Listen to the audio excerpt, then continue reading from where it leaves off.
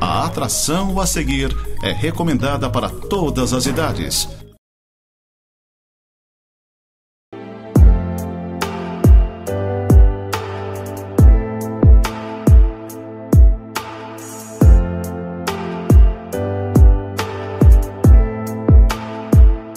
Oi, gente querida, tudo bem com vocês? Espero que sim, espero que a graça do Senhor também esteja com você, esteja em meio à sua casa, em meio à sua família. Eu gostaria de, nesse momento, poder trabalhar com você um texto da primeira epístola de João. É um dos bilhetes que nós chamamos, que estão lá no final da Bíblia. Se você quiser acompanhar o primeiro capítulo, eu quero ressaltar que essa temática que eu vou trabalhar com vocês agora, ela surgiu em um grupo de amor e cuidado que eu dirijo. É um casal muito precioso, muito amado, o irmão James e a irmã Anne. Todas as segundas-feiras eu estou na casa deles, dirigindo com mais pessoas, um grupo de amor e cuidado. Como o próprio nome diz, é um tempo onde nós amamos, onde nós cuidamos, onde nós somos amados e somos cuidados. E eu diria assim que uma igreja só pode ser chamada de uma igreja bíblica se ela edifica o seu ministério sobre esse binômio no templo e de casa em casa. Então nós temos as nossas reuniões no templo, mas nós temos as nossas reuniões, vamos dizer assim, nas casas. Alguns chamam de células, outros de grupos caseiros, de grupos familiares. Enfim, o nome é o que menos importa. O que importa é o que acontece quando uma casa abre as suas portas e recebe ali parte da igreja do Senhor, aonde as coisas mais profundas acontecem e são reveladas, aonde nós temos a liberdade de abrir o nosso coração, de sermos confrontados, de sermos discipulados, enfim, é ali que acontece. E numa daquelas conversas nós abordamos essa primeira carta de João, aonde neste primeiro capítulo, se você tiver a Bíblia, acompanhe aí, existem 3 assuntos básicos, vamos dizer assim, que o apóstolo João ele aborda. Antes de mais nada, você precisa entender que esse apóstolo João é o discípulo amado, né, filho de Zebedeu, aquele discípulo que na ceia reclinava a sua cabeça no peito de Jesus, né, o autor do Evangelho de João, primeira, segunda e terceira carta de João e o livro de Apocalipse. Então nós temos aqui o segundo maior contribuinte para o Novo Testamento, que é justamente o apóstolo João. E ele escreve aqui 3 conteúdos básicos neste primeiro capítulo. Do primeiro versículo até o versículo 3, ele vai abordar aqui a questão da comunhão com Deus e com a família de Deus. Dias atrás eu falei que a nossa comunhão com os nossos irmãos, ela vai depender da qualidade da nossa comunhão com Deus. Então a nossa comunhão, segundo ele fala aqui no final do versículo 3, é com o Pai e com o Filho, né? Jesus Cristo. Então a nossa comunhão ela é vertical primeiro, ela é com o Senhor. E vamos dizer assim, a nossa comunhão com Deus, ela se torna parâmetro para a nossa comunhão com os nossos irmãos. Se a nossa comunhão com Deus ela for deficitária, automaticamente a comunhão com os irmãos ela também o será. Se nós tivermos dificuldades na nossa comunhão com os nossos irmãos aqui, fatalmente nós teremos dificuldades também na comunhão com o nosso Pai amado, porque as coisas estão ligadas. Então a primeira coisa que a testemunha ocular, né, que andou com Jesus aqui, vai abordar no primeiro capítulo da primeira carta de João, né, é sobre essa importância da comunhão com Deus, né, que é o nosso objetivo principal de vida, e a comunhão com a família de Deus, né, que aumenta o nosso andar com Deus. Veja só o que eu disse. A nossa comunhão com Deus aumenta, não diminui, o nosso andar com os nossos irmãos, tá? E vai aumentar também o nosso andar com Deus. A nossa comunhão com os irmãos vai aumentar o nosso andar com Deus. Nós, um dia, fomos resgatados do império das trevas, né, e fomos transplantados para o reino do Filho do seu amor. Nós éramos órfãos e hoje somos habitados pelo Senhor. E o maior privilégio que o Senhor nos deu foi de fazer-nos habitar no meio de uma família, que nós chamamos de a família da fé. Hoje você e eu, resgatados, comprados e redimidos pelo sangue do Cordeiro, o sangue de Jesus, fazemos parte de uma família. Nós temos uma igreja, nós somos membros de uma congregação, nós somos membros de uma igreja local, e ali nós somos bênção nas mãos do Senhor, ali nós abençoamos os nossos irmãos, ali nós servimos pessoas.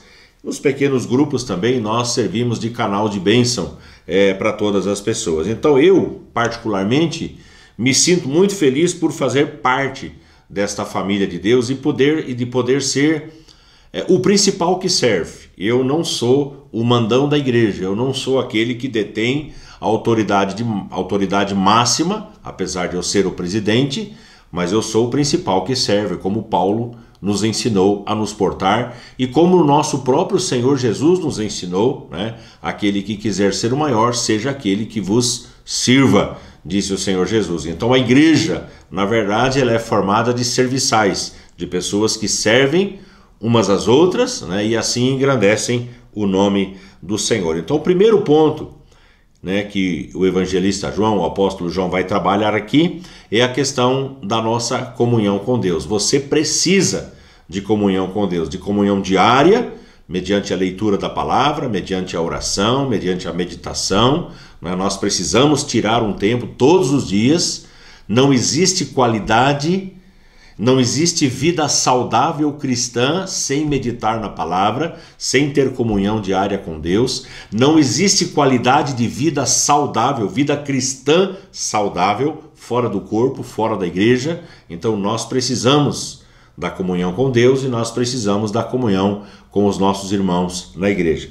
O segundo tema que o apóstolo João vai trabalhar aqui está no versículo 4 desse primeiro capítulo. Ele diz: estas coisas, pois, vos escrevemos para que a nossa alegria seja completa. Veja bem, alegria completa. É o segundo tema que nós vamos estar conversando aqui.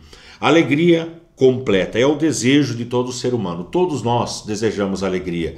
E não uma alegria mais ou menos. Nós desejamos uma alegria completa. Todos nós buscamos e ansiamos pela felicidade. É ou não é verdade? De alguma maneira nós estamos em busca de felicidade, nós estamos em busca de alegria. Então, alegria é uma coisa, alegria completa é outra bem diferente, que é o que a Bíblia trabalha. Essa alegria que João está se reportando aqui é uma alegria que brota do íntimo em qualquer circunstância. Veja bem, eu vou repetir a frase para você entender corretamente. É uma alegria que brota do íntimo e provavelmente pela habitação do Espírito Santo de Deus. E eu vou acrescentar aqui, em toda e qualquer circunstância. Por quê?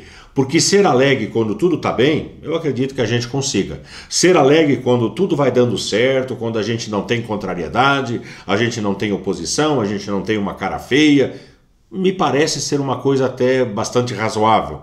Mas quando as coisas não dão certo, quando a gente, vamos dizer assim, tem problemas, a gente viver alegre é uma coisa um pouco mais complicada. Há um texto que eu sempre chamo a atenção aqui, na primeira carta na carta de Paulo aos Filipenses. Deixa eu ver se eu acho o texto aqui. Filipenses, capítulo de número 4, onde Paulo fala a partir do verso 11 o seguinte: digo isto, olha só, não por causa da pobreza, porque aprendi, olha só, aprendi a viver contente em toda e qualquer situação. Isso aqui está na Bíblia, gente. Paulo está dizendo, eu aprendi. Ou seja, ele não nasceu contente, ele não nasceu alegre, ele não nasceu com plenitude de alegria, mas ele aprendeu a viver contente em toda e qualquer situação. Então, tudo é um aprendizado. E a alegria também é um aprendizado. Nós temos que nos contentar com o que nós temos. Alguém lá no grupo de amor e cuidado disse assim, tá, mas então isso aí tira da gente toda a ambição, toda a vontade de crescer na vida, de buscar sonhos. Não é disso que a Bíblia está falando. A Bíblia nos autoriza a sonhar, a Bíblia nos autoriza a planejar, a Bíblia nos autoriza a querer ser melhor, a Bíblia nos autoriza a querer ganhar mais, a querer ter uma situação de vida melhor. Não é inércia, nem inatividade e nem passividade o que estamos falando aqui, mas algo bem diferente, que é você ser agradecido a Deus por aquilo que você tem, por aquilo que você recebe. Lá em casa, quando alguém começa a murmurar ou reclamar, eu falo o seguinte, você precisa me acompanhar em algumas casas que eu entro. Final do ano passado, nós distribuímos várias cestas básicas, presentes, literatura, enfim, a muitas pessoas. E nós não escolhemos antes de sair de casa. Olha só o que nós fizemos. Nós colocamos aquelas cestas que foram muito bem montadas pelas pessoas da igreja, coisas lindas, maravilhosas que foram juntadas ali, guloseimas, enfim, presentes. E aí o que nós fizemos? Nós colocamos aquilo no carro. A equipe que estava comigo, nós simplesmente oramos e pedimos que Deus nos desse uma direção, que Deus nos conduzisse para o lugar que Ele tinha escolhido. E eu entrei em alguns lugares que eu não imaginava que tinha na minha cidade. Nós chegamos em casas que a gente tinha que pisar em cima de paus e pedras com água para todos os lados para poder chegar naquelas casas que estavam escoradas com madeira, casas mal cheirosas, casas com problemas visíveis. E de repente nós entrávamos ali e entregávamos aquelas cestas, aqueles presentes, e eu então perguntava: vocês nos dão a liberdade de a gente fazer uma oração por vocês? Nós podemos orar por vocês? E eu vi a alegria com que aquelas pessoas recebiam aquele tempo de oração e aqueles donativos. Então muitas vezes a reclamação brotava lá dentro de casa e eu dizia assim: vocês precisam ir comigo em algumas dessas casas, para vocês aprenderem a dar graças a Deus por aquilo que vocês têm. Às vezes nós reclamamos do carro que nós temos, mas nós temos que lembrar que tem gente que anda a pé. Às vezes a gente reclama da roupa que a gente tem, mas a gente tem que lembrar que tem gente que não tem a roupa que nós temos para vestir. Às vezes a gente reclama do trabalho. Esses dias eu falei para um irmão que estava reclamando do seu trabalho, eu falei assim: o seu trabalho é o sonho da maioria dos brasileiros.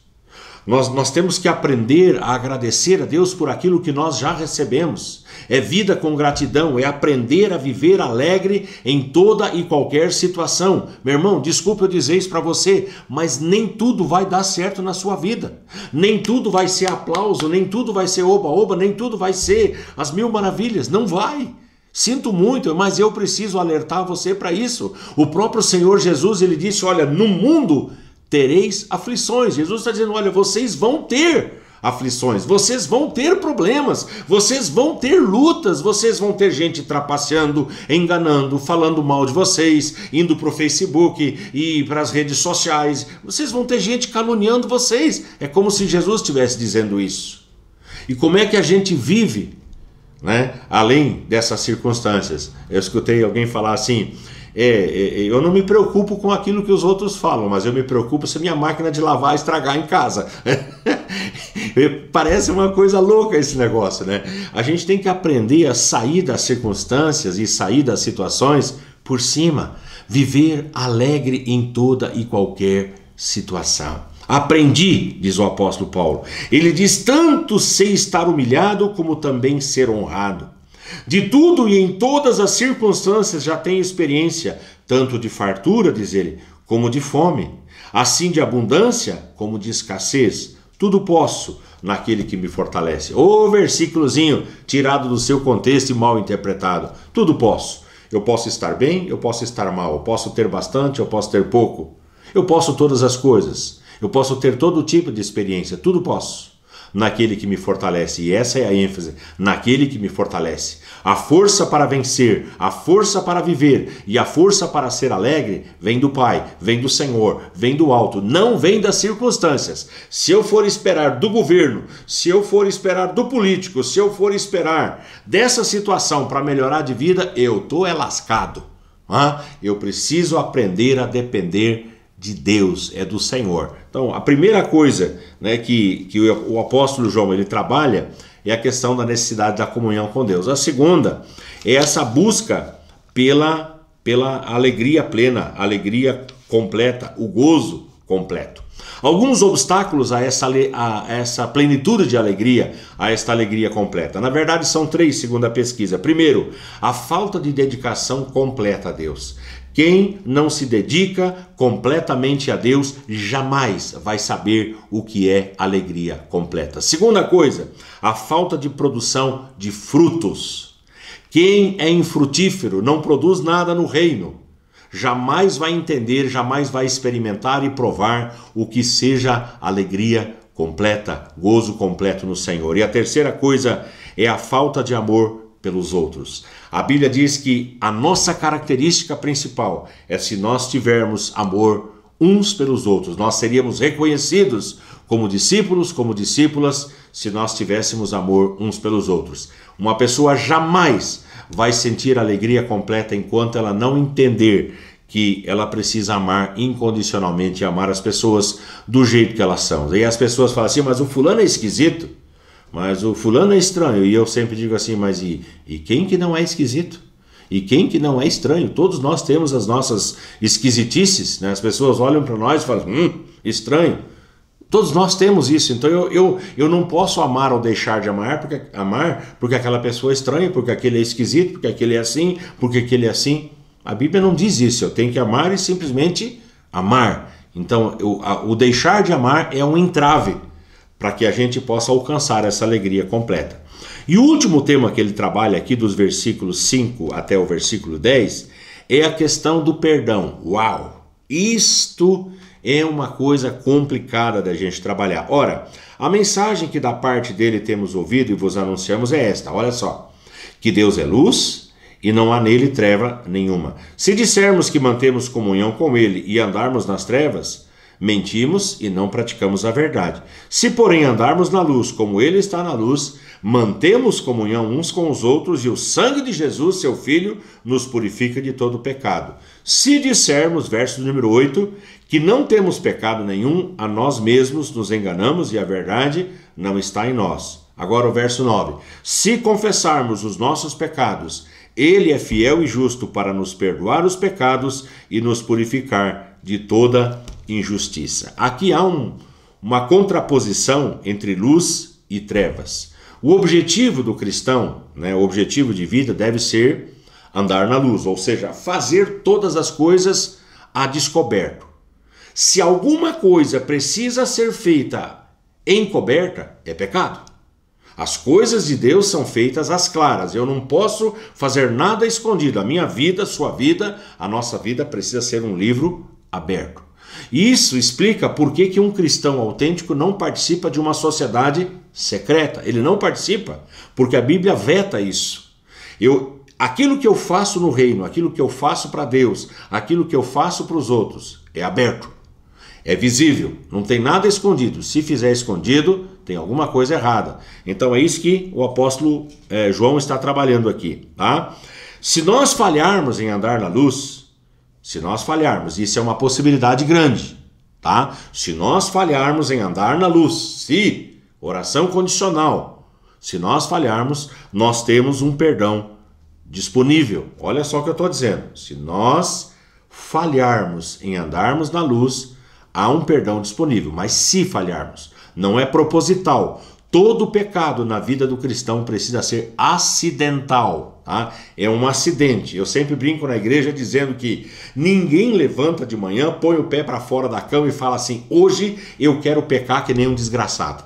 Ninguém faz isso, ninguém diz isso de sã consciência. Quando nós pecamos, se pecamos, pecamos por falta de vigilância, pecamos por falta de perseverança, por falta de persistência, pecamos por negligenciar os princípios da palavra de Deus. Então, se nós pecarmos, há um perdão disponível. Mas esse perdão, ele vem mediante a confissão. Ele não vem de forma automática. A pior coisa que um crente pode fazer, um cristão pode fazer, é ir deitar à noite e falar, Senhor, me perdoa todos os pecados que eu cometi nesse dia. Aí Deus vai olhar e vai dizer, mas quais? Você está arrependido de quais pecados você cometeu? Então pecado, eu sempre brinco dizendo que pecado é uma coisa que tem nome e tem sobrenome. Você precisa dizer para Deus de quais pecados você está se arrependendo, quais pecados você está confessando. Então o perdão ele é total e absoluto mediante a confissão e mediante o arrependimento. O arrependimento é o pré-requisito para que a graça perdoadora possa invadir o nosso coração. O arrependimento é o pré-requisito para que você possa receber o perdão de Deus para esse pecado que tenazmente te assedia. O pecado é como um martelo, ele fica ali batendo na nossa vida, as pessoas não avançam, não crescem e não prosperam, porque elas têm pecados ocultos, pecados não confessados. Tiago capítulo 5, 16 diz, confessai, pois, os vossos pecados uns aos outros para serdes curados, e orai uns pelos outros, não é? Para serdes curados. Muito pode, por sua eficácia, a súplica do justo. Lá no grupo de amor e cuidado, na nossa conversa, de repente alguém disse: mas eu confesso para Deus. Sim, você confessando para Deus, você recebe o perdão. Presta atenção. Você confessando para Deus, você recebe o perdão. Mas quando você abre o seu coração para uma pessoa em quem você confia, uma pessoa da sua confiança, você recebe a cura. Aqui há um princípio que eu admiro muito na Igreja Católica. O princípio do confessionário.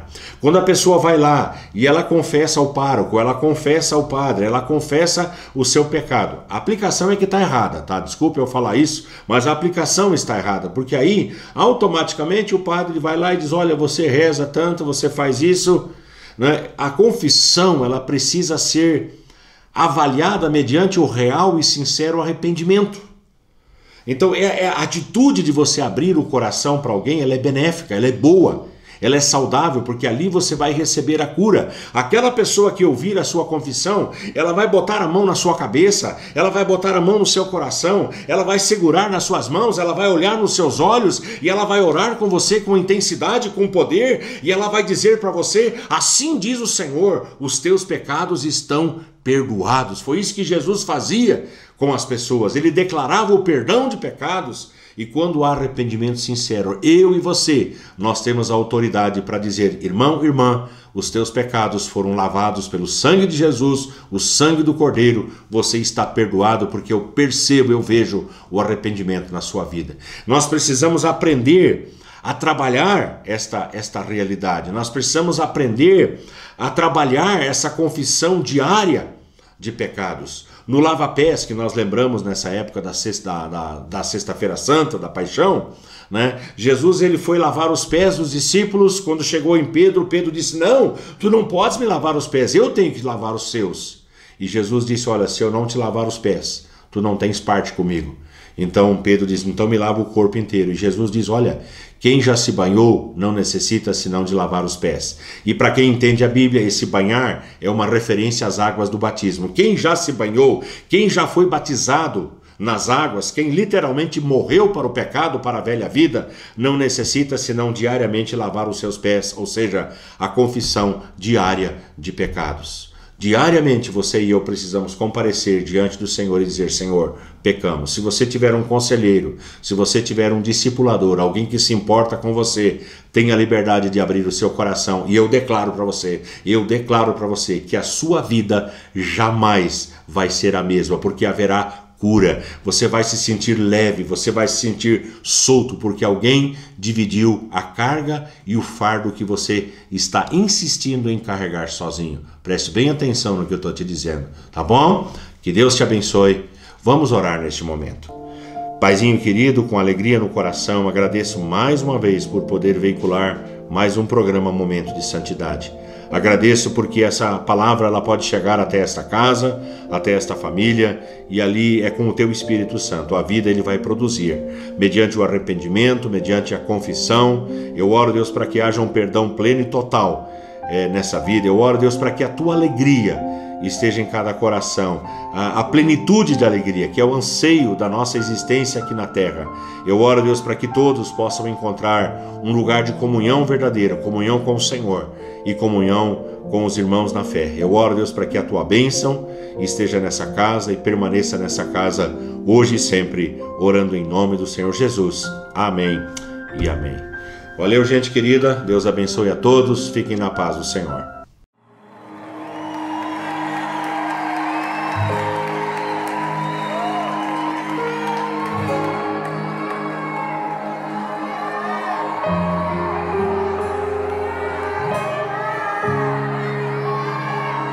Você é bem-vindo aqui.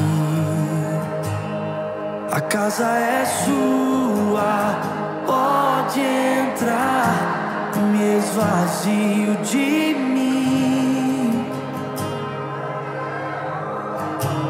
me esvazio de mim.